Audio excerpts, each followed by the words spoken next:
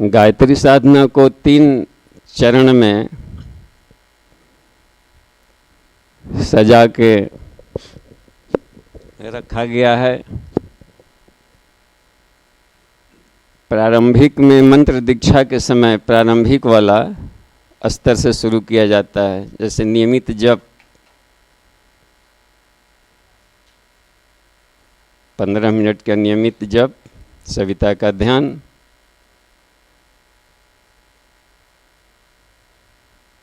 उपासना के लिए, और परम पूज्य गुरुदेव का मार्गदर्शन पाते रहने के लिए नियमित स्वाध्याय। ये था दूसरा वाला, उसमें अनिवार्य शर्त था। इसमें था जप भी था प्लस स्वाध्याय।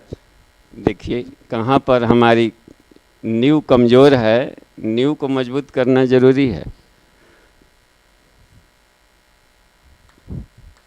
स्वाध्याय था प्लस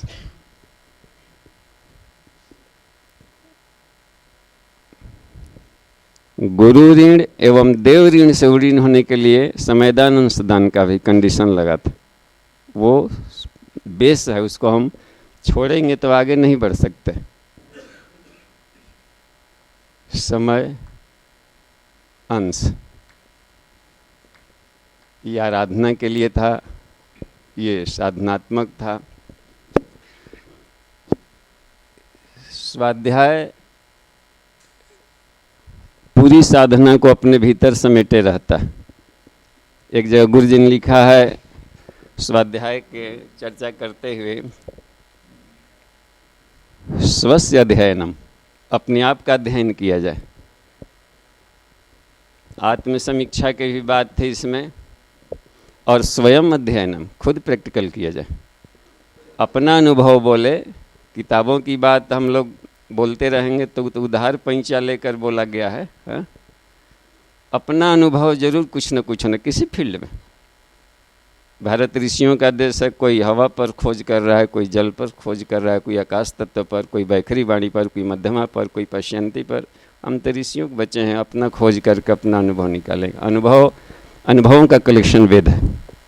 अनुभव यूनिवर्सल ट्रूथ होता है और अनुभव को शब्दों में नहीं लिखा जा सकता। ये पुस्तकें, वेद, उपनिषद जितने भी बताई जाती हैं वो सिर्फ टेक्निक है, तकनीक। अनुभवों को व्यक्त किया ही नहीं जा सकता। संकेत करते कुछ इस दिशा में, कुछ इस दिशा में, तत्व कुछ इस दिशा में। तो ये दोनों है, खुद डाइजेस्ट करेंगे, प्रैक्टिकल करेंगे तो साधना का अनुभव मिलेगा। प्रैक्टिकल खुद का प्रैक्टिकल होना चाहिए, बस किसी चीज़ पर खुद प्रैक्टिकल हो। अपने स्वभाव के अनुसार सब्जेक्ट चुन लेंगे, उस पर प्रैक्टिकल करेंगे। और हर प्रैक्टिकल के लिए समय चाहिए और संसाधन चाहिए। ये होल लाइफ चलेगा, क्योंकि पहली कक्षा में नीचे पढ़ना पर जोड़ घटा गुणा मरने तक वो तो है। कई मीटर का कफन चाहिए, कैसे रेट का कफन है, कितना किलो शक्कर चाहिए, कै गो पंडित चाहिए, कै गो वहाँ पर सब शुरू से ही कै गो लकड़ी गाड़े, हाँ, उत्तर पूर्व पश्चिम, वो तो हर जगह ही तो शुरू से चलेगा अंत तक। ऐसा नहीं कि पास कर गए तो फेंक दें। क्रीम लेके चला जाता है, छिलका फेंका जाता है, नॉलेज नहीं। किताब न छोड़ देंगे, लेकिन जानकारी तो ट्रेवलर चेक है। नॉलेज ट्रेवलर चेक के रूप में चला जाएगा। क्रीम बुद्धि से सभी शास्त्रों का हम लोग मंथन करके क्रीम ले लें और छाछ को हटाते जाए तो सारा ब्रह्मांड अट जाएगा कि नहीं, छोटे से डिबिया में। वो तो एसेंस लेकर चलना हम लोग को। मधुसूदन, कृष्ण के बेटे हैं तो मधु चूसेंगे, चूस लिया, छोड़ दिया फूल को, हाँ। तो इसलिए अध्यात्मोपनिषद का पहले ही वाक्य में उसमें है, ईश्वर सब में तो है लेकिन सब नहीं है। प्राण में है, प्राण नहीं है। जल में है, जल नहीं है, यानी एसेंस के रूप में था कहीं। तो शास्त्रानुवर्तनम त्यक्तवा, शास्त्रों को छिलके की तरह हटाओ, उसमें सब आ जाएंगे। तो फेंक देने को नहीं मतलब है कि डस्टबिन में डाल दें, उसके एसेंस को लेकर किताबों को निचली कक्षा वाले छात्रों के लिए सुरक्षित जिल लगाकर लाइब्रेरी में रखें, ताकि बाद वाला जो पीढ़ी है वो उसको खरीदना न पड़े, पढ़े।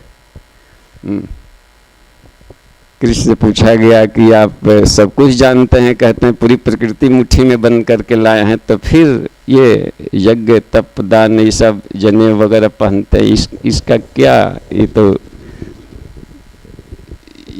तो भ्रम पैदा हो रहा है। उन्होंने कहा कि भ्रम नहीं, यह संसार पर दया करने के लिए, क्योंकि दूसरे वाले भ्रमित हो जाएंगे, दूसरे वाले इस सिस्टम को नहीं पकड़ पाएंगे।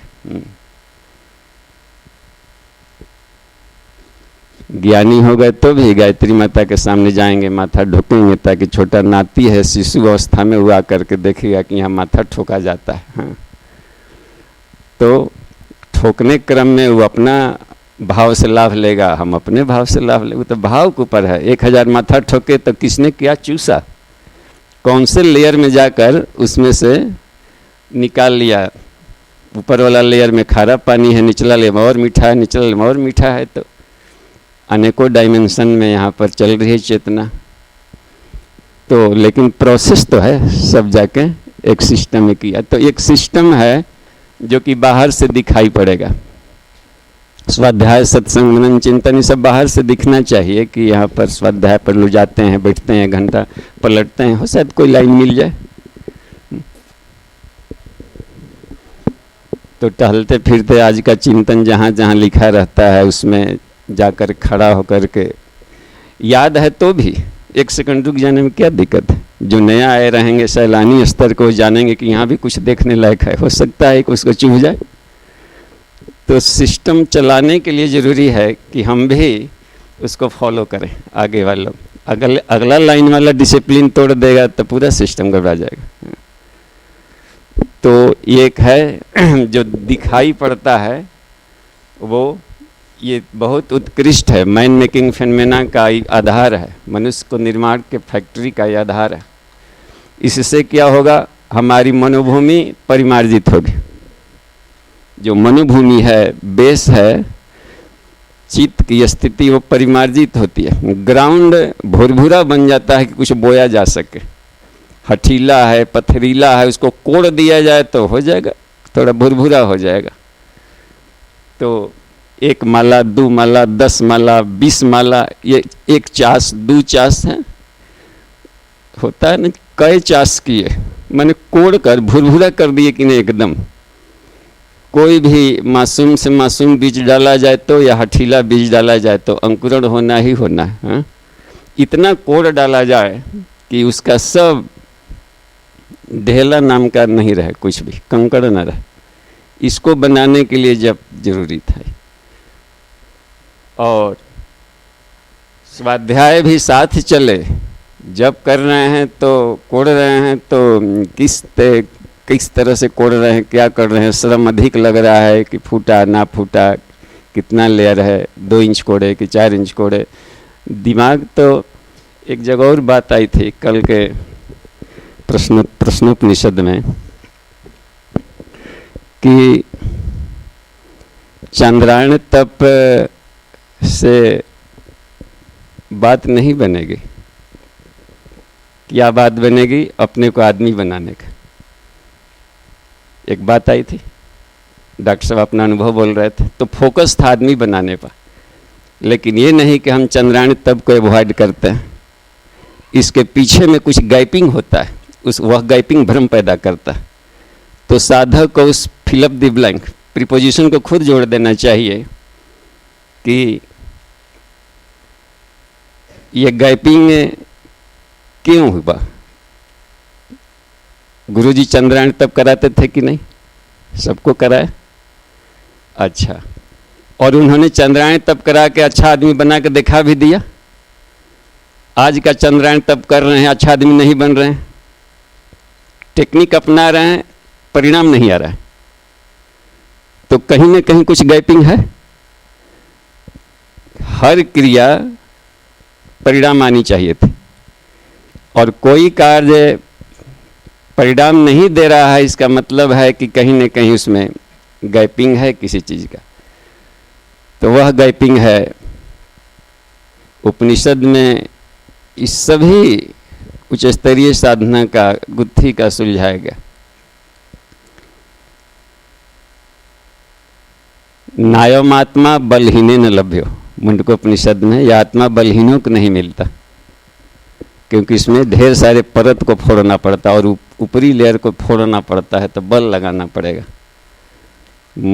चूजा भी अंडे से बाहर निकलेगा तो फोड़ेगा तो बल लगाना पड़ता है, नहीं फोड़ सका तो दिक्कत पड़ेगी उसमें।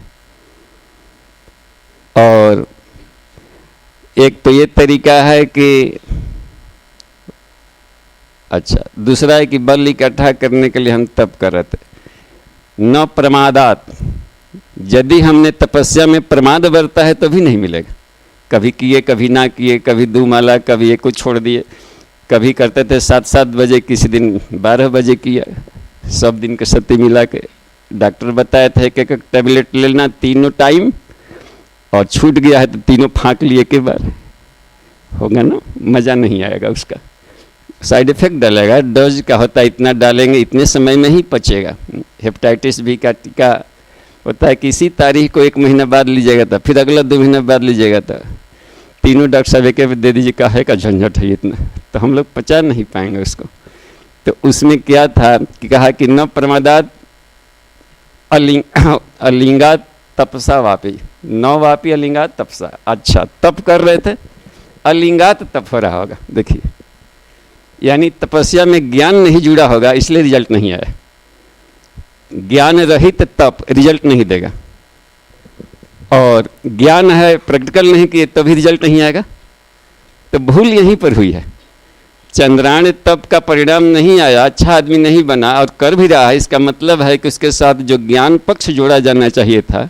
देखते हैं हर क्रिया के साथ भावना लिखा रहता है कि नहीं, कर्मकांड में हर क्रिया के साथ भावना जोड़ा, तो कहीं न कहीं गैपिंग हुआ है। यदि जोड़ा गया रहता तो हो ही नहीं सकता कि हम जब के लाभ ना मिला, हो ही नहीं सकता कि हम साधना करें और हाथों हाथ ना मिले। यदि प्रयास कर रहे हैं नहीं मिला है तो अवैज्ञानिक साधना, थोड़ा प्रयास से अधिक रिजल्ट मिला तो वैज्ञानिक साधना, इनपुट कम हो आउटपुट अधिक हो।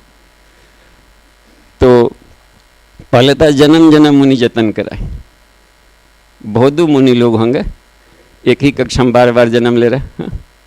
कुछ आए थे तेज मुनि, वामदेव जैसे आए, ऋभु है, निदाग है, दत्तात्रेय है, श्वेत के ढेर लंबी लाइन है, अष्टावक्र श्वेत के। तो देव सब कहा कि एक ही जन्म काफ़ी है, का एक ही कक्षा में बार बार पढ़ना। हाँ, गुरु जी ने कहा कि एक पूरा होल लाइफ क्यों बर्बाद कर रहा, 10 वर्ष काफ़ी है।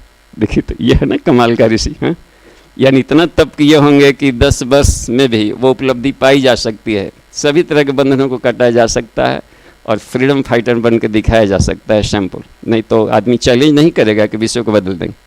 जिसके पास क्लू होगा, टेक्निक होगा, वही चैलेंज कर सकता है कि हम अनगढ़ सनगढ़ को विश्वगढ़ बना के दिखा देंगे। तो वो टेक्निक हमको जाननी पड़ेगी कि किस बलबूते पर कैसे वो साइंस काम किया। हाँ, तो इसमें तो इस पर हम फिर ध्यान दें। ये यदि हमारा पक्ष चल रहा हो बढ़िया से तो हम भाग्यशाली हैं और उसका रिजल्ट का लाभ ले रहे होंगे। मध्यवर्ती में अनुष्ठान परक होता है, अनुष्ठान परक।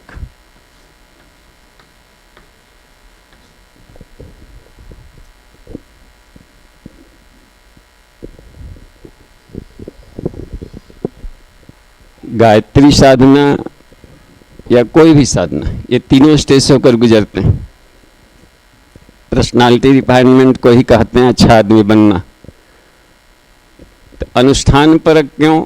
ये यदि 9 दिन में 24,000 का तो अनेकों बार होते रहा, 40 दिन में 1.25 लाख का भी कर लेना चाहिए।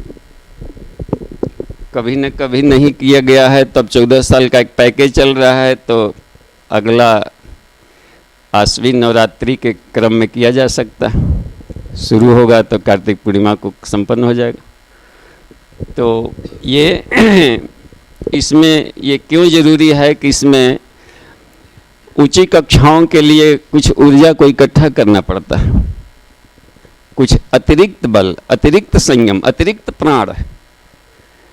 उधर के में सामान्य प्राण, सामान्य बल मिल रहा था, अब थोड़ा सा अधिक साहस चाहिए, अधिक संकल्प शक्ति चाहिए। और अधिक संयम चाहिए। नीचे का संयम तो चल रहा था सामान्य स्तर का, अर्थ संयम, इंद्रिय संयम, समय संयम, ये इस वैरायटी वाला चल रहा था ना। ऊपर वाला संयम थोड़ा सा तगड़ा है, वह है किसी भी तरह के प्रलोभनों को हम अस्वीकार कर दें।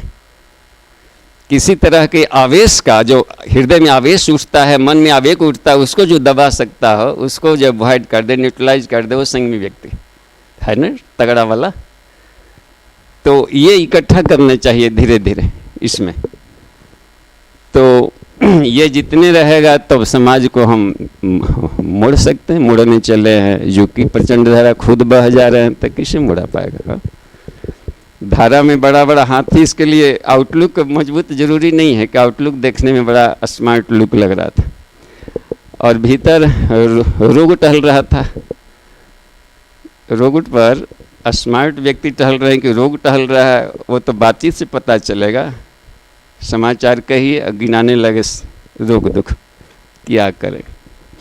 डायबिटीज है, ब्लड प्रेशर है, लो ब्लड प्रेशर है, टेंशन है।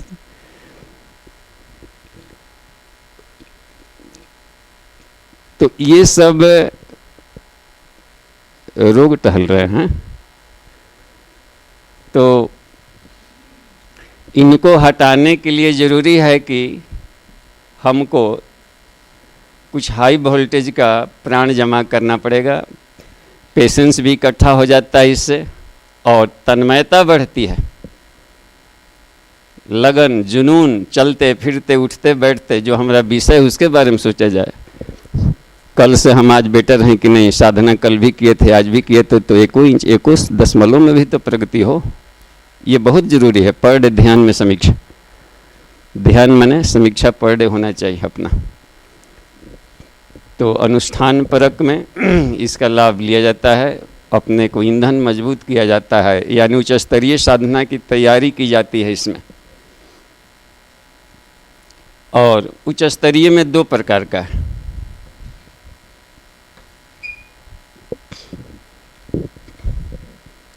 गायत्री की पंचकोशी साधना है इसमें, गायत्री की पंचकोशी साधना। वांग्मय में एक अलग से स्वतंत्र आगमय अवांग्मय है इसका, 13 नंबर का पंचकोशी साधना। महाविज्ञान में भी है, थोड़ा संक्षेप में है, इसमें काफ़ी डिटेल में। और दूसरा है कुंडलिनी जागरण।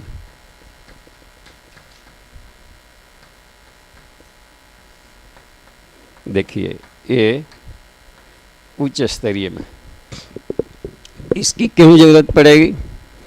चूँकि हमने नियमित जप अनुष्ठान करके मनोभूमि को तो परिमार्जित कर लिया, अब उसमें बुआई नहीं किए तो भी रिजल्ट ना आएगा। होता है ना, 20 साल से जप कर रहे हैं लेकिन जितना रिजल्ट चाहिए उतना नहीं आया, तो कुछ न कुछ तो उगा है। हवा के माध्यम से जो आ रहे होंगे, एंथर्स वगैरह गिर रहे होंगे, तो उसमें से कुछ न कुछ घास फूस वनस्पतियाँ उग गई होगी। तो कुछ ऐसा भी उग गया होगा, कोई गलती से वो भी कुछ उग गया होगा, क्योंकि उर्वरा बना लिए थे और मनचाहा प्लांटेशन नहीं किए थे उसमें, तो वैसे ही से उग जाता है। कुछ अच्छा ही उग जाएगी, कुछ गलत वाला भी उग जाएगा। लेकिन अब है कि उच्च स्तरीय में हमको उसमें 5 वैरायटी का संस्कार करना है। इन्हीं को पंचकोशी साधना का 5 प्रकार के संस्कार किया जाएगा तो पंचकोशी साधना कहलाता है। 5 वैरायटी का संस्कार, और वो इतना कमाल का कल्पवृक्ष सब है और कमाल कमाल का फल देना शुरू करता है। तो चेतना पक्ष, ऊर्जा पक्ष, चेतना पक्ष को प्रखर इसको बनाने के लिए, परिशोधित के लिए ये है, और ऊर्जा पक्ष को तगड़ा बनाने के लिए कुंडलिनी जागरण। और गायत्री विधि से किया जाए तो कोई साइड इफेक्ट नहीं,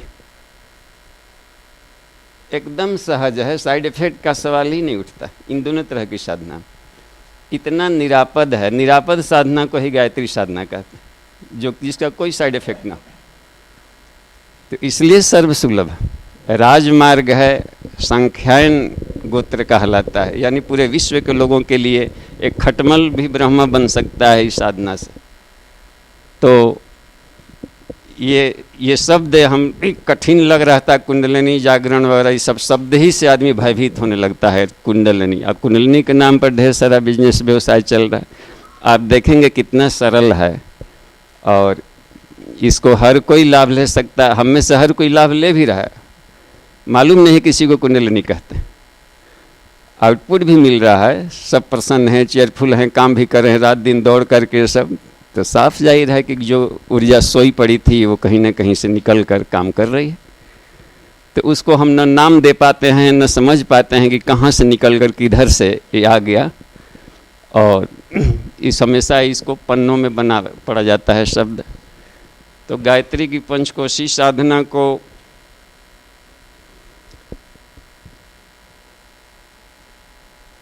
महाविज्ञान में है तीसरा भाग गायत्री मंजरी, उसमें बड़ा इस पर मार्मिक इस पर विवेचन है, गायत्री पंचकोशी साधना पर। और कुल 45 श्लोक है उसमें। 45 श्लोकों में भगवान शिव ने पार्वती को इस विद्या बताने के क्रम में सारा साधना पद्धति भी बता दिया है, उसके परिणाम भी बता दिया है। साधना का ये टेक्निक है, उसका ये रिजल्ट आएगा और निश्चित आएगा। ऐसा न्यूनम शब्द बार बार लिखा है। न्यूनम माने निश्चित, हो ही नहीं सकता है कि न हो। इसीलिए यह विद्या गुप्त और लुप्त हो गई थी।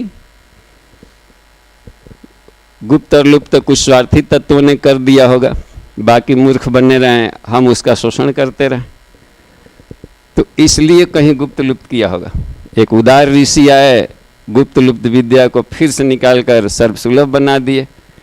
यानी कि यही वो विद्या है जिससे हर व्यक्ति महामानव बन के दिखा सकता है। तो उच्च स्तरीय उसमें दिया है, सूत्र दिया, उसको इस 9 दिन के भीतर में पढ़ते रहेंगे तो अच्छा रहेगा और उससे संबंधित जानकारी मिलती जाएगी तो सुविधा रहेगा। खुद भी पढ़ के आ जाएगा तो आसान पड़ेगा समझने में। उसके साइंस पक्ष को हम और थोड़ा सा आपके सामने रखेंगे। हम लोग जो भी साधना किए हैं वैज्ञानिक ढंग का किए हैं, तो रिजल्ट हाथों हाथ मिलते रहा। तो उसके वैज्ञानिक पृष्ठभूमि को अधिक हम लोग टच करेंगे इसमें। तो अब इसके बाद हम लोग उसमें मंजरी को, गायत्री मंजरी के क्रम से हम लोग प्रवेश करते हैं। उसमें पहला वाला श्लोक है एकदा तु महादेवम, वहीं से शुरू किया है। कैलाश गिरि संस्थितम, मेरू पर्वत, सुमेरु पर्वत वाले एरियाज, यहाँ इस पर पूरा जो सहस्रार है पृथ्वी का, यहीं पर भगवान शिव ध्यानावस्था में थे। पप्रच्छ पार्वती देवी, वंदनीय पार्वती देवी ने प्रश्न किया। किन से? विबुध मठ जो देवताओं के पूज्य है भगवान शिव, इनसे प्रश्न किया। देखिए उन्होंने प्रश्न किया इतने मधुर वाणी में, कतमम योगमासीनो योगेस्तम उपास्थ, हे योगी श्रेष्ठ, आप कौन से योग की साधना करते हैं जिससे परम सिद्धि को प्राप्त हो?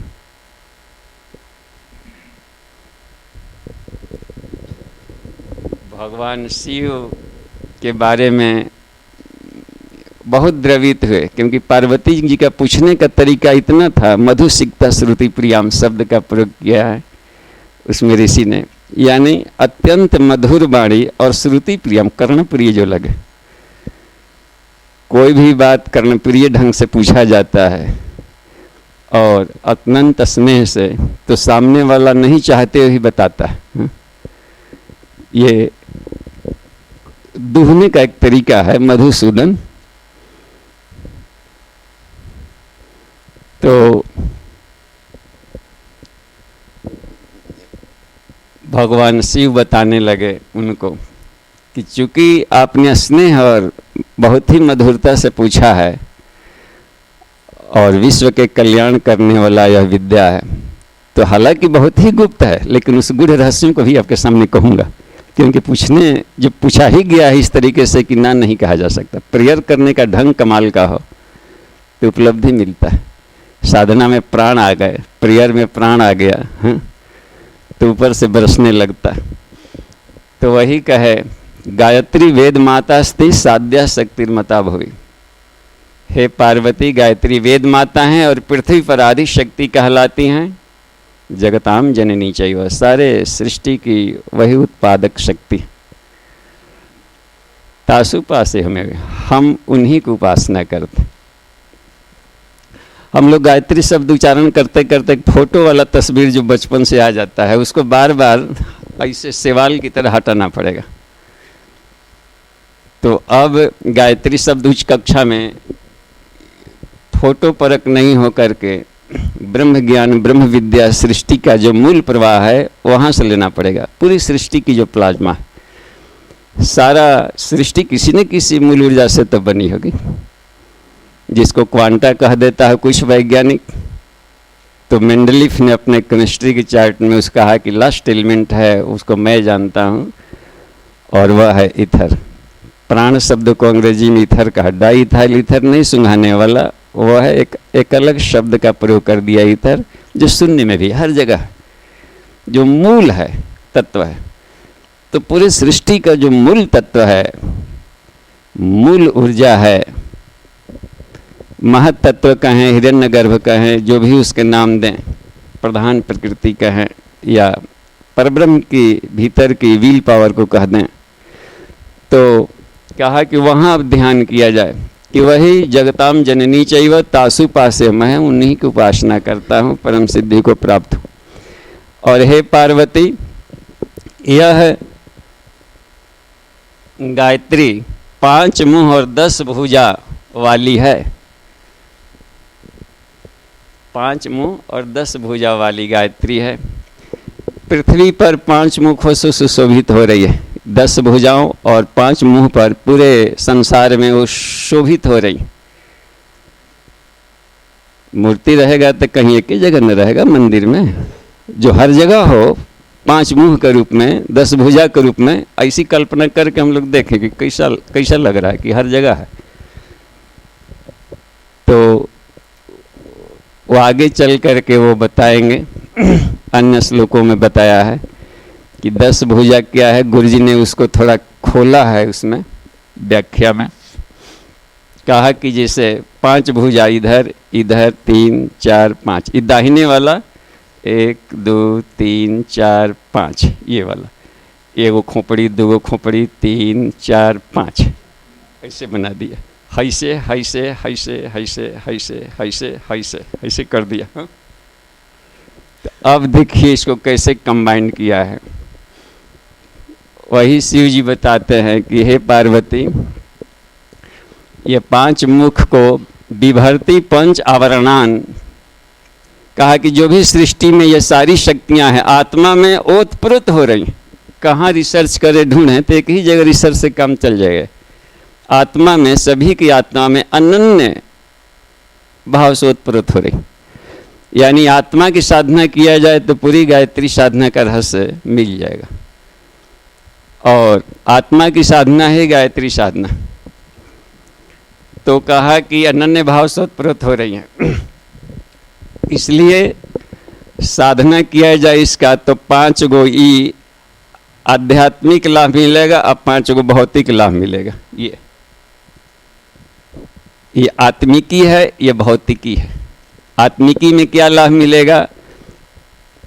आत्मज्ञान मिलेगा, आत्मा का साक्षात्कार होगा, आत्मा का यहाँ पर अनुभव भी प्राप्त करेंगे, आत्मा के गुणों से लाभान्वित भी होंगे और पूरे विश्व को इन गुणों से लाभान्वित करेंगे। आत्मविकास यहाँ भी, आत्मज्ञान, आत्मदर्शन, आत्म अनुभव, आत्मलाभ, आत्मकल्याण, ये कितना कमाल का चीज़ है। बहुत से इसलिए नहीं साथ में आते कि कोई हमने देखा पहले कि कोई शंकराचार्य या कोई महात्मा जी आए, महात्मा की जगह पूरा भीड़ पब्लिक को देख कि सब बैठल छोड़ छाड़ के चल दिया उनका पैर छूने। जबकि बौद्धिक क्लासेस चल रहा था, कोई मानस पर प्रवचन कर रहे थे, लेकिन जब एक महात्मा आ गए आत्मज्ञानी, वो साधना केवल करते थे, तो सब भीड़ उठ करके चल दिया उनको पैर छूने। तो हमको लगा कि क्या जान लिया है कि पूरे पब्लिक को डिस्टर्ब कर दिया। इसका सब कथा पुराण बेकार चला गया इसके आते हैं। और हम जान कर दम लेंगे कि ये होता क्या है, ये क्या जान गया आखिर। तो हमने सोचा कि ये मिशन के जो हमारे प्रचारात्मक चलते हैं प्रयास, परिवार निर्माण, समाज निर्माण, व्यक्ति निर्माण चल रहा है, तो घर परिवार में बाकी गृहस्थ सोचता है कि हम तो घर परिवार ठीक से चलाइए रहे हैं, लड़किया लड़की के सब पढ़ाइए लिए, सब कुछ ठीक हो रहा है, खेत खलिहान खरीदिए लिए, तो इन लोग पास आत्मज्ञान ब्रह्म ज्ञान नहीं है। ऐसा लगा कि वो लोग फटक के भाग जाता है कि चलो फलाना बाबा भी वो आत्मज्ञान भी देंगे, समझे कि हो यह क्लू है, तो क्यों नहीं उनको आत्मज्ञान ब्रह्म ज्ञान भी दिया जाए और सांसारिक विद्या भी बताई जाए। तो पूर्ण गायत्री विद्या का लाभ क्यों नहीं दिया जाए, एकांगी हम क्यों दें। विद्याम च अविद्याम च जस्तद वेद उभयगम स्वः, अविद्या मृत्यु तीर्थवा, इससे हम मृत्यु को पार कर जाएंगे, और विद्या अमृतम अश्नुते, इससे आत्म तत्व को प्राप्त कर लेंगे। और वेद का आदेश है कि दोनों को साथ लेकर चलो। गायत्री मंत्र में 12 अक्षर शुरू वाला प्योर आध्यात्मिक है और बाद वाला 12 अक्षर प्योर वैज्ञानिक है। तो हमारी साधना एकांगी न हो, दोनों का संतुलन हो, तो ये दोनों लाभ मिलेगा। ये संतुलित साधना है, उच्च स्तरीय साधना। एकांगी न होकर बैलेंस्ड में चले, इक्वानिमिटी ऑफ स्पिरिट भी कहा गया है, योग का एक परिभाषा है कि हम अपने शक्तियों को संतुलन रखें। और साइको फिजिकल डिसिप्लिन, ये साइको है, ये फिजिकल है, दोनों का डिसिप्लिन है, इसके डिसिप्लिन में ये काम करें तो सवाल ही नहीं है कहीं पर एक्सीडेंट दुर्घटना हो और किसी विश्व में किसी कोने में जाओ और वहाँ के लोकल बॉडी को हम प्रभावित न कर डालें। अपने गए, अपने लोगों में अपनी बात कहा, अपने आ गए, कानाफूसी जैसा लग रहा है। वहाँ के जो हमारे लोकल हैं, वहाँ वाले मेंबर्स, उनको आग लहका के आ जाते, तो वो अकेले अपना अपना में करते रहता। तो वो संभव है कि चूंकि वो इसमें जी रहा है भरपूर। अच्छा, इसको चलते हैं। ये क्या है, पांचों स्वास्थ्य, कमाल का स्वास्थ्य मिलेगा, संपत्ति भी मिलेगा, वाह, धन भी मिलेगा, नहीं आयु प्राणम प्रदान पशु, उसी का है कि ये सब को उन्होंने 5 भाग में सजा दिया। स्वास्थ्य मिलेगा, संपत्ति मिलेगा, विद्या मिलेगा, कौशल मिलेगा और मैत्री मिलेगा। इतना प्रतिभा के धनी हो जाएंगे, पूरे विश्व या अपने आसपास के लोग इज्जत देने लगेंगे, क्योंकि हमको इज्जत देने का एक कौशल मिल जाएगा। हम इज्जत देना जानते हैं तो इज्जत मिलता है। ये कौशल है, कैसे इज्जत लिया जाए, इज्जत दे करके लिया जाए। बैंक वाले को पहले पैसा देते हैं, तब उधर से देता है रसीद। तो इसमें एक बात थी। तो ये सब कमाल का, इस पर नियंत्रण होता है उच्च स्तरीय साधना से। और ये जो 5 है, अन्नमय है, प्राणमय है, मनोमय है, विज्ञानमय है, आनंदमय है, इसे कहा, उसमें जिक्र किया। मंत्र के आधार पर देखें तो ये ओम हो गया, ये दूसरा व्याहृति है, व्याहृति भूर्भुवः स्वः हो गया, ये तत्सवितुर्वरेण्यं भर्गो देवि धियो प्रचोदयात्, 5 को मुँह हो गया कि नहीं इसमें भी। और भी 5 को देखिए, 5 ही प्राण हैं, महाप्राण, अपान, प्राण अपान, समान, उदान और व्यान, और 5 ही लघु प्राण भी है। पंचमुखी है गायत्री, प्राण के रूप में, लघु प्राण के रूप में। 5 ही कर्मेंद्रियाँ हैं, यहाँ भी पंचमुखी हैं। 5 ही ज्ञानेंद्रिय हैं, वहाँ भी पंचमुखी है। 5 ही भूत है, पृथ्वी जल अग्नि, वहाँ भी पंचमुखी, 5 मुँह गायत्री का दिखाई पड़ रहा है। और जहाँ जहाँ सृष्टि है तहाँ तहाँ ही 5 हैं। हाँ? और 5 गो सूक्ष्म भी है, रूप रस गंध शब्द स्पर्श। ये 5 गो इसलिए प्रपंच कहलाता है, प्रपंच। ये दुनिया है गोरख धंधा, भेद समझता कोई कोई बंदा। ज्ञान तराजू से यह तोल, गायत्री मंत्र बोल इसमें है। तो इसमें दिखाए हैं कि देवता भी 5 का अलग अलग है। इसके हैं गणेश, ओम का गणेश। कहीं कहीं कार्ड पर शादी वाला देखें कि उसको भी बना देता दिया था कि ओमे को बना दिया था, पेटवा बना दिया था, ऐसे ही कानवा बना दिया था। देखा कमाल का था। और ये व्याहृति कहा जाता है शक्तियों को। ये शक्तियां हैं, कितने जगह काम करेगा हमारा पूरा ह्यूमन पावर। तो स्थूल सूक्ष्म कारण जगत में इसी को व्याहृति कहते हैं। सतरजतम में कारण काम करते रहता है, इसलिए इसको भवानी कहा गया। तीनों है, लक्ष्मी कालीसर भूर्भुवस्व, और बाकी है ब्रह्मा, देखिए विष्णु और महेश। देखो है ना श्लोक में कहाँ तो सदा भवानी दाहिने, इसका है ना दाहिने, और सन्मुख रहे गणेश। आगे आगे हैं पंचदेव मिलक्षा करे ब्रह्मा विष्णु में से पांचों। ये पांचों को मुँहों के अलग अलग देवता भी, पंचदेवों का इसमें क्रम है। सब जगह गायत्री के ही विद्या का प्रशंसा। हम लोग सेवरी के गांव पर चले गए थे यज्ञ कराने, तो वहाँ एक आदिवासी भाई लिपट के रोने लगे। आसपास 10 कोस के एरिया में कोई गांव नहीं था, पहाड़ी के बीच में। तो लिपट किस लिए रोने लगे कि यहाँ पर बीहर जगह में बारिश में भींगते भांगते थर थर काँपते हिमालय के ऋषि लोग आ गए। वो भतिया माने यंग आ गए, तो खुशी के मारे आंसू छलक गए। तो गले से लिपट के हमने पूछा उनसे कि इसे बाबा आपके गांव में कोई मंदिर है, कौन से देवता की आप लोग पूजा करते हैं? कहा कि है ना, गायत्री मंदिर है। लो, पहली बार वहाँ पर टोली उन लोग को बाकी मालूम नहीं कि कहीं गायत्री माता का अभियान चलता है। तो कहा कि चलिए तो दिखाइए, तो और बताया कि वही गायत्री माता मंदिर किसने बनवाया था? सेवरी ने बनाया था। लो, सेवरी अपने हाथ से गायत्री माता का मंदिर बनाई। बगल में सेवरी नदी बहती है वहाँ। तो चलिए तो पहले ये देखें कि कैसा सेवरी बनाई थी अपने हाथ से मंदिर। तो गांव के बाहर लिया गए, जहाँ तहाँ उन लोगों का झुग्गी अस्तर का था, अपने ढंग का लोग मकान बनाते थे। तो वहाँ देखा कि कुल 5 फीट का ही होगा मंदिर। मंदिर का वो गुफा था, कहिए पहाड़ में थोड़ा सा बैठ कर सड़क के घुसने लायक था। हम भी बैठ गए, लंबा थे तो बैठ कर सड़क के घुसे, तो देखे कि पहाड़ में ही छेनी हथौड़ी से आँख नाक बना दिया गया था, चट्टान में ही। कैसे केदारनाथ में खाली ऊपरी चोटी को ही शिव जी मान ली, तो उसी में नाक कान बता दी। देखिए ये गायत्री माता है, पूरे गांव की रक्षा करती है। इतना विश्वास के साथ है ये बात कहना। तो वहाँ पर हमको ये बात याद आ गई कि मंत्र जाप मम दृढ़ विश्वासा पंचम भजन से सेवरी, तुम हमारे मंत्र का जप कर, जिसको हम जप करने से एक राजकुमार से भगवान बन गए। और वह वेद मंत्र है, गायत्री मंत्र की दीक्षा दिया था। तो उसी में है व्रत ब्रह्मलोकम। सेवरी वहाँ गई, यहाँ से नहीं फिर लौट कर नहीं आई। और नवधा भक्ति और कुछ नहीं, गायत्री मंत्र के 9 शब्दों की व्याख्या भर है। तो ये बात लगा कि हर जगह इस विद्या को अलग अलग नाम से लोग, कहीं न कहीं पर नाम शब्द का अलग है, क्योंकि कहा है शिव जी ने इसी गायत्री मंजरी में कि हे पार्वती, जितनी भी यौगिक साधनाएं हैं उसका मूल आधार गायत्री। तो बात ये से बताई जा रही थी कि कैसे पूरे संसार में ये घुला हुआ है चेतना। इसको इस तरीके से हम लोग इसको देखें।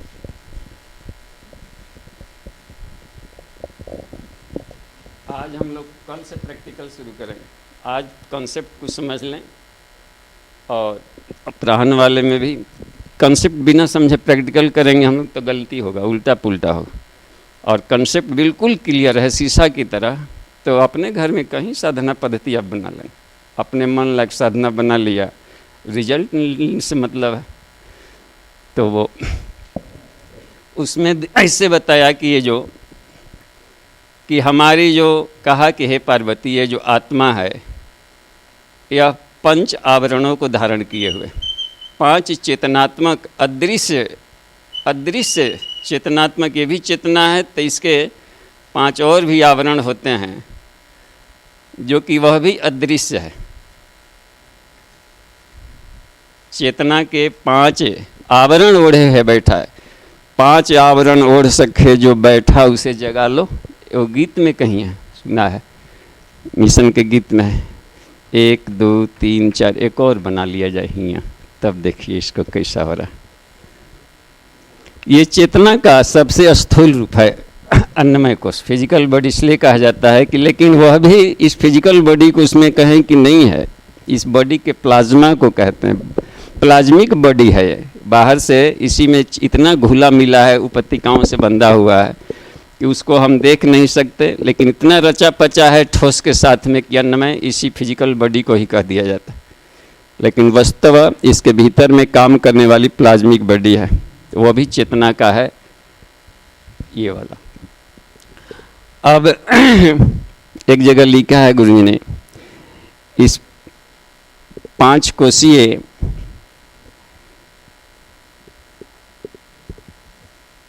आवरण का वैज्ञानिक विवेचन, कहा कि चूंकि चेतना का कोई एनाटॉमिकल या फिजिकल फिगर नहीं होता, जब चेतना को हम देख ही नहीं सकते तो कैसे एनाटॉमी बनाएंगे, कोई फोटो मन का फोटो कैसे, जब स्थूले पदार्थ का हवा का फोटो बनाइए तो हाँ बोल लीजिए बना दिया, खाली ले जाके बोर्ड दिखा दिए बना दिया।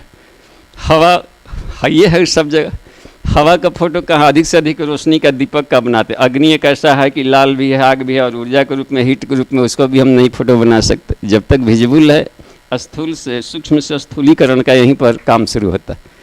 इसके बाद नीचे वाला पूरा स्थूल है, जल को देख सकते हैं, मिट्टी को देख सकते हैं, लेकिन जब 5 भूतों में ही ऊपर वाले का फोटो नहीं बना सकते तो इन चेतना का फोटो ऐसे नहीं बन सकता। फिर भी कह दिया जाए कि 5 गो शरीर है तो कोई वैज्ञानिक को अब बकवास मान के चल देगा। आज तो पूरे वैज्ञानिकों को भी हमको साथ में लेना है। तो इसीलिए परम पूज्य गुरुदेव ने चूरे विश्व को उनको पर्सनालिटी को रिफाइन करना था, तो वैज्ञानिक अध्यात्म का फॉर्मूला इसलिए देना पड़ा कि एक नया सब्जेक्ट, नया टर्मिनोलॉजी का प्रयोग किया जाए, नई भाषा का प्रयोग किया जाए। एक वाङ्मय में देखा हमने कि एक है भविष्य का धर्म, वैज्ञानिक धर्म। आप कौन धर्म है, हिंदू धर्म सुनाते हो, सुनते सुनते कान पक गया। आप कौन से धर्म वाले, हम वैज्ञानिक धर्म वाले। ये वो नया टाइप का लगेगा लोगों को, ये कौन से आ गया है? अब बात वही करेंगे, उनकी भाषा में डिक्शनरी केवल चेंज रहेगी बस। धर्म शब्द ही आउटडेटेड जैसा, बड़े धार्मिक हैं, लगता है कि पूजा पाठ करते होंगे, सुबह शाम टाम टूम घंटी टुनुन टुनुन करते होंगे। धार्मिक शब्द से ऐसा नहीं लगता है कि एक रिफाइंड पर्सनालिटी आ रहा है, पूजा पाठ करते होंगे। कुछ आउटडेटेड डिक्शनरियाँ हो जाती, इसलिए शब्दों को उन्होंने कहा कि ठीक है आप विज्ञान की भाषा समझते हैं, ठीक है। कहा कि हम भी आपको अध्यात्म, प्रत्यक्षवादी अध्यात्म विज्ञानिक भाषा समझाएंगे।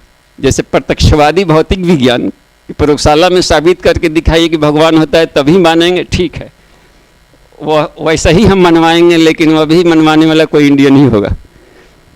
और यहाँ से हम पूरे विश्व को जा करके प्रत्यक्षवादी अध्यात्म विज्ञानी की भाषा में बताएंगे कि देखिए पंचकोशों का ऐसे आप लाभ ले सकते।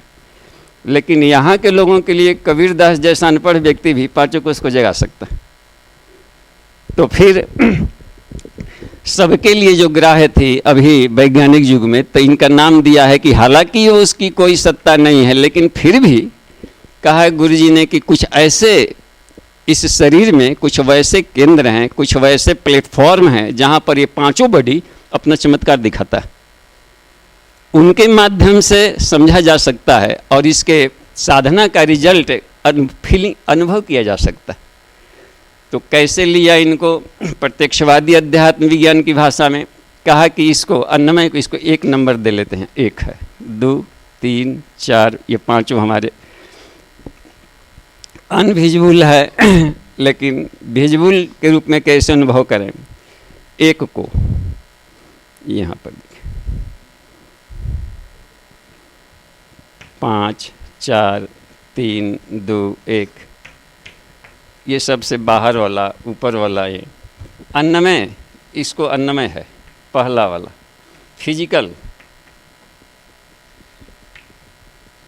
फिजिकल बॉडी के रूप में समझ जाएगा आदमी कि चलिए वो इसकी को आप लोग बोल रहे हैं। हालांकि इसके भीतर की प्लाज्मिक बॉडी है, लेकिन अन्नमय कोश फिजिकल बॉडी को रूप में भी आदमी समझ जाए तो बहुत काफ़ी है, उससे बहुत आगे तक बढ़ा जा सकता है।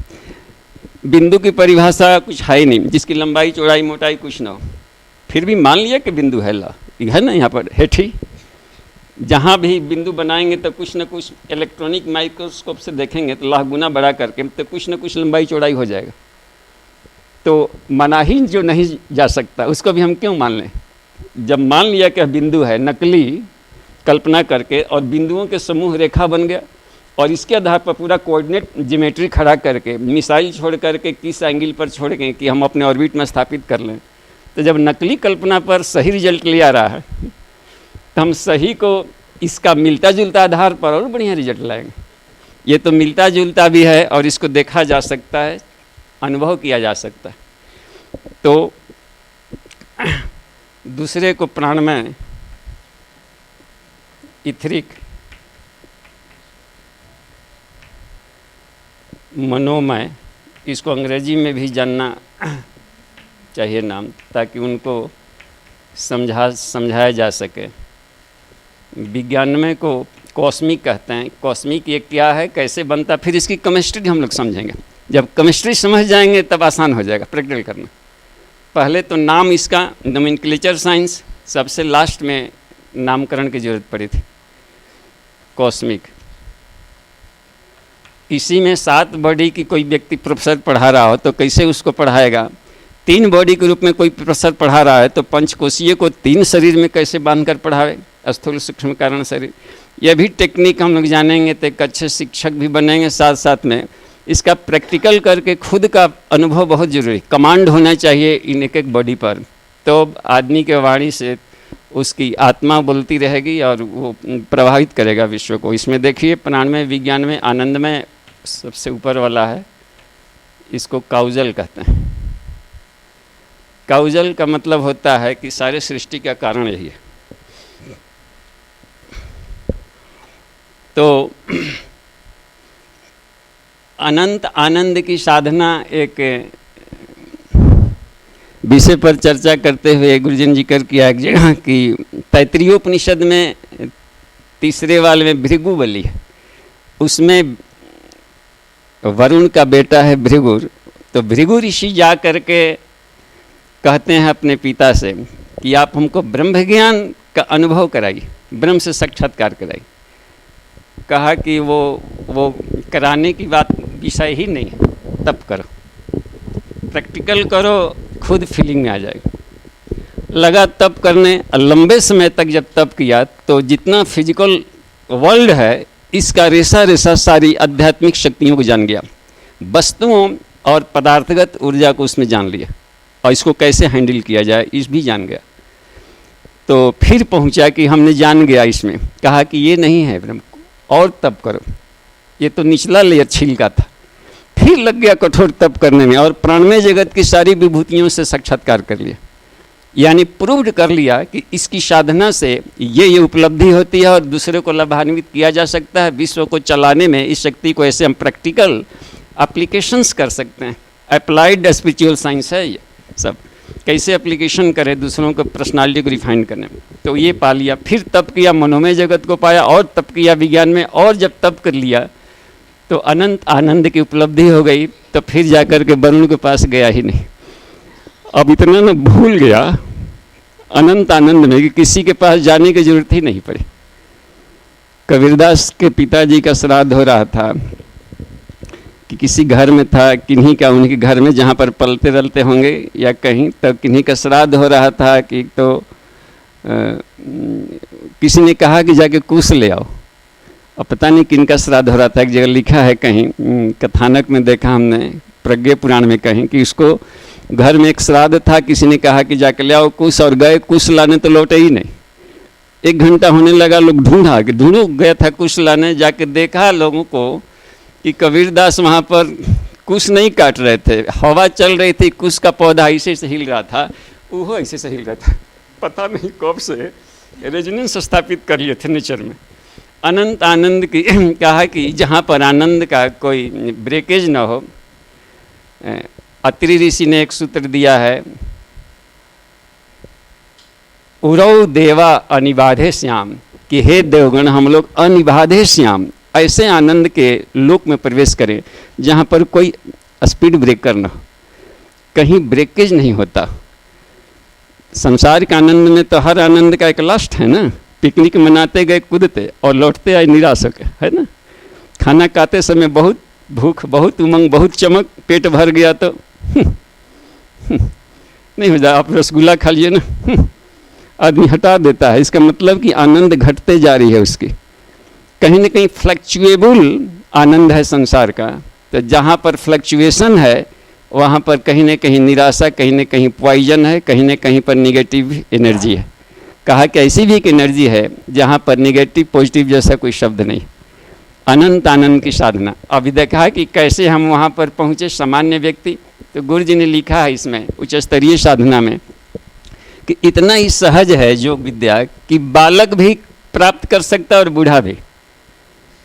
जिसको बालक भी प्राप्त कर ले, बूढ़ा भी, नर भी, नारी भी, गृही भी, विरागी भी एक समान लाभ ले सकता है, बशर्ते कि अपने दिन के रूटीन में से केवल 1-2 घंटा समय निकाल ले। देखिए कितना कम समय, 24 घंटा भी नहीं, 1-2 घंटा निकाल ले। तो ईश्वर ने 3 घंटा तो रिजर्व कर दिया हम लोग को, 2 घंटा ब्रह्म मुहूर्त वाला, 1 घंटा अपना संध्याकालीन वाला ब्रह्म मुहूर्त कहलाता है। जबकि 2 ही घंटे में काम चल जा रहा है, तो कि 2 घंटा भी कोई व्यक्ति निकाल ले रेगुलर तो 10 वर्ष में का पा लेगा, सारी सिद्धियां पा लेगा। और इसको अब हम लोग थोड़ा और डिटेल में उसमें जाएंगे। अच्छा, यदि बढ़िया से नहीं किए तो अधिक समय भी लग सकता है, लेकिन कहा और भी कि चाहे अनपढ़ हो या पढ़ा लिखा, चाहे व्यवसायी वर्ग हो या किसान हो, बाहर से भले सामान्य दिख रहा हो लेकिन भीतर से उसके भीतर में एक अति मानस बैठ जाएगा, एक महामानव बैठा रहेगा, जहाँ से वह आत्मा को देख सकता है साफ साफ। भले हाथ में पकड़ के न देखे आंवले की तरह, लेकिन एक बार गुरुजी जब सूक्ष्मीकरण में थे तो हम लोग को दूर से वो गुरुजी बैठे, इधर से जाना पड़ता था, खिड़की में है, वहाँ तक तो पहुँच ही जाएगा विज्ञान में कोष में, जहाँ तक इसे दिखाई पड़ने लगे। देखिए ये आत्मा, और कोई पहुँच सकता है। इसको टेक्निक को हम लोग अब धीरे धीरे और थोड़ा गहराई में जाएं। इसकी वैज्ञानिक केमिस्ट्री को जाने पहले इसका कि इसकी केमिस्ट्री क्या, 5 बॉडी का।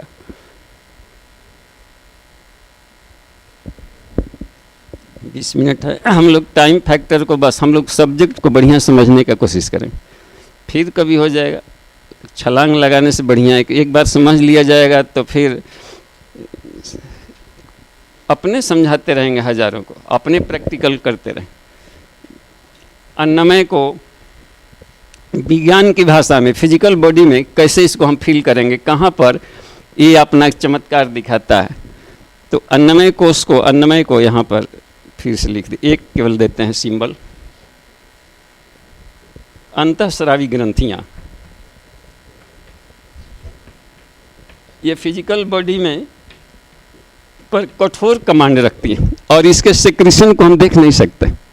इसके सेक्रेशन पर आज तक किसी भी वैज्ञानिकों का भी कमांड नहीं हुआ। मेडिकल साइंस तक ने हाथ उठा दिया कि हम इस पर कमांड नहीं कर सकते, जबकि इन साधनाओं से 100% कमांड कर लीजिएगा।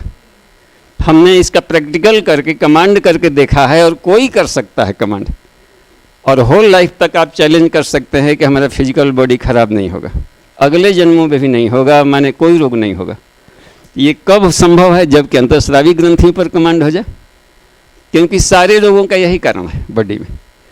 तो इसमें इसके डिटेल को भी हम लोग समझ लेंगे। पहले तो ये देखें, और जादू की तरह एक ड्रॉपलेट निकल जाए तो पूरे तहलका मचा देता है, भूचाल ला देगा एकदम शरीर में। और यदि वो काम करना बंद कर जाए या वो कम निकाले या अधिक उदंड हो जाए तो भी दिक्कत करता है। उदंड हो तो, सुस्त हो तो, दोनों हालत में दिक्कत का, सूख जाए तो महा दिक्कत है। तो इसमें दूसरा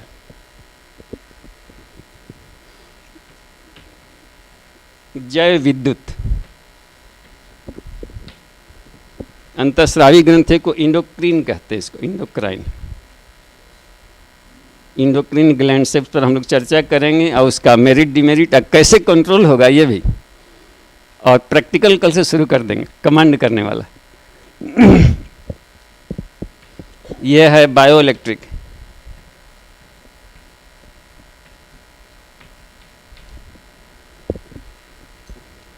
डबल ईथर, डबल लेयर में काम करता है। तो इथरिक डबल भी मैडम ब्लेवटस्की ने इसको कहा, कैसे डबल लेयर में काम करता है, इथरिक डबल क्यों कहा इसको। यह है बायो इलेक्ट्रिक बॉडी। बिजली जैसे ये फिजिकल बॉडी हो गया तो उसके भीतर दौड़ने वाली ऊर्जा का लेवल क्या है, तार दिख रहा है लेकिन करंट नहीं दिख रहा है, बिजली दौड़ने वाला। तो भीतर की बिजली है, आँख तो है बढ़िया सुंदर, लेकिन बिजली नहीं रहेगा तो देख नहीं पाएगा। हाँ, कम हो जाए तो भी दिक्कत है, और पूरी बिजली नहीं तो आँख रहते भी बिल्कुल कुछ नहीं देखेगा। फोटो रिसेप्टर सेल्स हैं उसमें, इसका कलर रिसेप्शन भी करता है, उसमें बिजली नहीं जाएगी तो कलर को हम लोग नहीं पहचान सकते। तो ये हर जगह बिजली है, हृदय में बिजली नहीं रहे तो पंप नहीं कर पाएगा। और प्राण के ही सब रूप हैं, जितना भी संसार में है सब गायत्री में है। गायत्री वाइदम सर्वम, छांदोग्यों में कहा है कि गायत्री वाइदम सर्वम, जो कुछ भी सब गायत्री में है। क्या मतलब? सब प्राण से बना है। गया प्राण को कहते हैं संस्कृत में, गयान यानी प्राणान। प्राणों के जितने भी वेराइटीज है, लेयर्स है, स्तर है, एक स्तर से दूसरे अवस्था में जाता है प्राण तो उसकी एक अलग सत्ता हो जाती है। और कैसे चेंज करते हैं हम, कैसे उसको फिर लौटें, तो इसका विज्ञान हम लोग बाद में समझेंगे, लेकिन सब प्राण है। तो बायो इलेक्ट्रिक के सिस्टम, उसको हम लोग समझेंगे थोड़ा सा डिटेल में। पहले देख लें पांचों बॉडी का जैव चुंबकत्व, इसको कैसे फीलिंग करेंगे। चुंबकत्व, बायोमैग्नेटिज्म, ये क्या वाला है?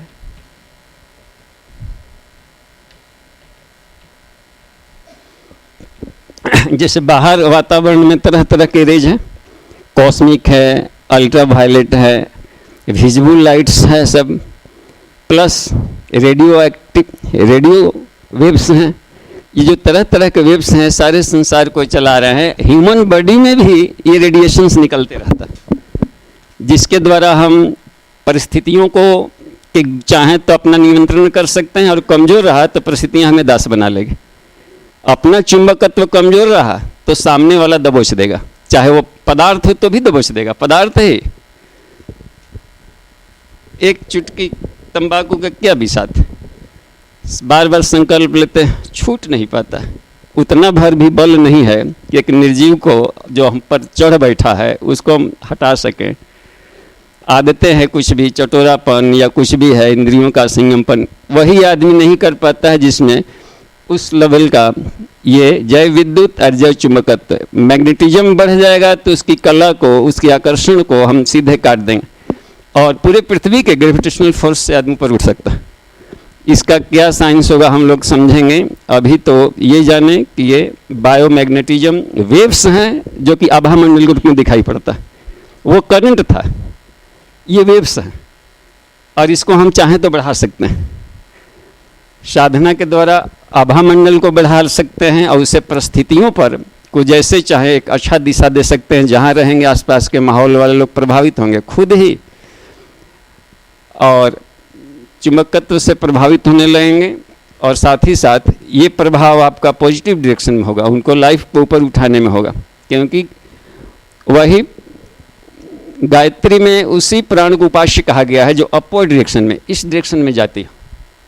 प्राण का है कि दोनों डायरेक्शन में जाएगा, डाउनवर्ड्स भी जाएगा, अपवर्ड भी जाएगा। तो सिर्फ अपवर्ड डायरेक्शन में जाने वाले प्राण के प्रवाह को उपास्य कहा।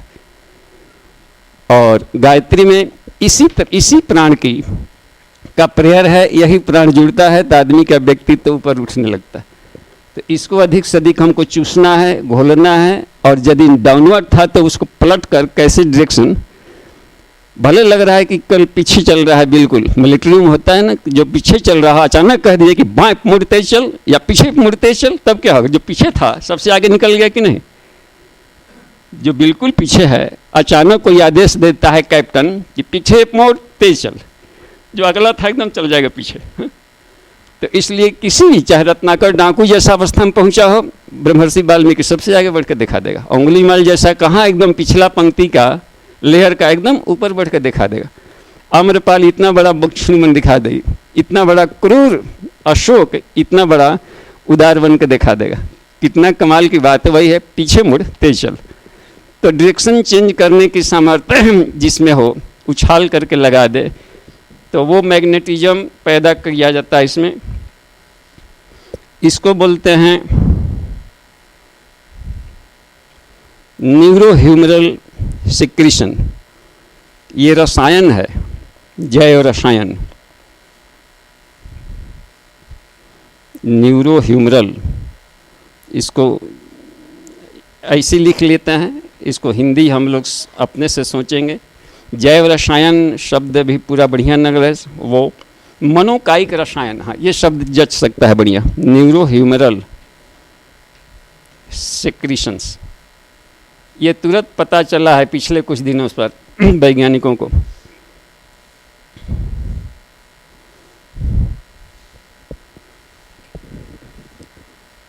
ये कहाँ से निकलता है? तो बॉडी में हम लोग का, जैसे ब्रेन में जितने न्यूरॉन्स हैं, न्यूरॉन का हम लोग नर्व सेल्स के न्यूरॉन्स का फोटो किस दिन बना के हम लोग देखेंगे कि जितने भी न्यूरॉन्स है उसके एक्शंस डेंड्रिट्स, तो एक एक्शन दूसरे एक्शन से लगातार नहीं जुड़ा रहता है, वो ब्रेकेज रहता है बीच में, गैपिंग। तो अपना रसायन केमिकल और अपना बिजली ये बम्बार्डिंग करता है, ये रोक लेता है। जैसे ओवरी एक अंडा पकाया तो उसका जो फनल है, फॉलिपियन ट्यूब वाला, उसको रोक लिया और ले जाकर के उधर गर्भाशय के तरफ ले जाने लगा। तो ये क्या करता है एक एक्शन का, ये तो यहाँ पर ऐसे रहता है, रिसीवर होता है ना, एक एंटीना फेंका रिसीव किया, तो इस तरीके से इसके मैसेज, इसके बिजली रसायन, तो हर जोड़ों पर से कुछ न्यूरोह्यूमरल सेक्रेशंस निकलता है। और सुषुम्ना में जितने भी चक्र कहे गए हैं वहाँ से भी निकलता है। जो 3 ग्रंथियाँ कही गई है, रुद्र विष्णु ब्रह्मा ग्रंथि बॉडी में, वहाँ से भी रस निकलता है। साथ ही साथ में जितने उपत्यकाएँ हैं वहाँ से भी निकलता है, 108 जगहों से निकलता है। 108 दाने में जिससे 96 वैरायटी उपत्यकाएँ पाई गई हैं, प्लस 8 वो चक्र होता है शरीर में। 7 वो चक्र सुनते रहते हैं, एक चक्र की कम चर्चा होती है, लोलक चक्र तालु वाला, लेकिन अष्ट चक्र 9 द्वारा उपनिषद में इसको कहा है। तो 8वां लोलक है, तो 96 और 8 ये करते हैं, और 3 गो इसमें हम लोग का ग्रंथियाँ हैं, तो 107 हो गया, प्लस एक ब्योन चक्र। ब्योन चक्र माने जिसे हम लोग सांस छोड़े, तो कहाँ पर से प्राण उत्पन्न होकर आया? शरीर के बाहर से एक खास स्थान से वो प्राण, एक चक्र होता है जो कि सूक्ष्म से स्थूल का कनेक्शन जुड़ता है वो, तो वहाँ से प्राण आया, घुसा, फिर प्राण यहाँ गया। प्राण का अपान, अपान का प्राण में बाहर भी मिलन होता है और बॉडी में भी मिलन होता है। तो इस तरीके से कहा कि 108 है दान, इसको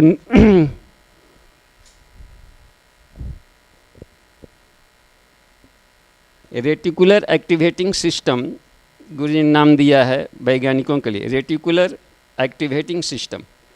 वो ब्रेन में कहाँ पर हो जाता है? जिससे मान ली कि हम लोग का ब्रेन स्टेम यहाँ पर ख़त्म हुआ या थैलमस हुआ, और यहाँ पर पूरा ब्रेन का ये कॉर्टेक्स है, मेडुला है, ये वाला, तो थैलमल कॉर्टिकल न्यूक्लियाई, इसके बीच में ये आदान प्रदान का ये सिस्टम चलता है। और यहाँ पर हम लोग का थर्ड आई पिनियल पिट्यूटरी, उसको हम डायग्राम अलग से बनाएंगे, लेकिन ये देखिए, ये इन स्थानों में ये सब चमत्कारी है। इसको यदि हम साधना के द्वारा इस पर कमांड कर लें तो आदमी का पर्सनालिटी एकदम तुरंत बदल जाएगा। अनगढ़ से अनगढ़, बदमाश से बदमाश को रईस बनाया जा सकता है। ये क्यों बदमाशी कर रहा है? तो यहाँ पर जड़ों में जो कचड़े जमा हैं वो उसको बदमाशी करने के लिए बाध्य कर, न कि बदमाश है वो, क्योंकि सब में आत्मा है, तो आत्मा तो सबकी पवित्र है और शुद्ध है। तो फिर यह क्यों उग्रवाद में, आतंकवाद की तरफ भाग रहा है? इसका भीतर है जो सिस्टम्स हैं, जहाँ जहाँ पर ये गांठें हैं वहाँ पर डिजीज है, उसका वायरस घुस गया है, कचड़े हैं। तो साधना से कचड़े साफ होंगे तो कोई भी, आज का हर रत्नाकर वाल्मीकि बन के देखा जाएगा। कोई व्यक्ति चैलेंज करता है कि विश्व के हर व्यक्ति को बदल देंगे, तो साधना से बदल देगा। वो जानता है ना कि पेशेंट है, क्यों इसका दमा हो गया, यहाँ आ गया है, तो खाली उसका कचड़ा हटा देगा और साधना से पर्सनालिटी बदल जाएगा। क्योंकि जो हार्मोन्स हैं यही बाध्य करते हैं कि तुम निगेटिव सोचो, तुम मोह का सोचो, तुम लोभी बनो। और इसको जहाँ भी ब्लड में हम इस एंडोक्रीन लेवल को ठीक कर दिए साधना से, तो हर व्यक्ति एकदम तनाव मुक्त हो जाएगा। तो लग रहा है ना कैसे पर्सनालिटी का उच्च स्तरीय साधना में इन्हीं संस्कारों को करना पड़ता है, ताकि उसके व्यक्तित्व को हाथों हाथ दिखाई पड़े रिजल्ट में आते जाते। तो इसको हम लोग तो अभी 5 मिनट जो बचा है, तो 5 मिनट में अब तक के पढ़ाई गई चीज़, अब तक से हम लोग जो समझे, उसमें से कोई प्रश्न भरता है तो पूछिए, नहीं तो फिर जाकर के आगे अंतःस्रावी ग्रंथियों को। कौन? ये उपत्यकाएँ हैं। उपत्यकाओं देखिए उसमें बताया है शिव जी ने 96 या 96 अंगुल का शरीर होता है। उन पर कमांड करता है 96 गो एजेंट है शरीर में। ये इनका संबंध रहता है नक्षत्रों से, निहारिकाओं से, इनका संबंध है, सब स्टार्स हैं शरीर में, और यही बांधे हुए हैं सूक्ष्म शरीर को।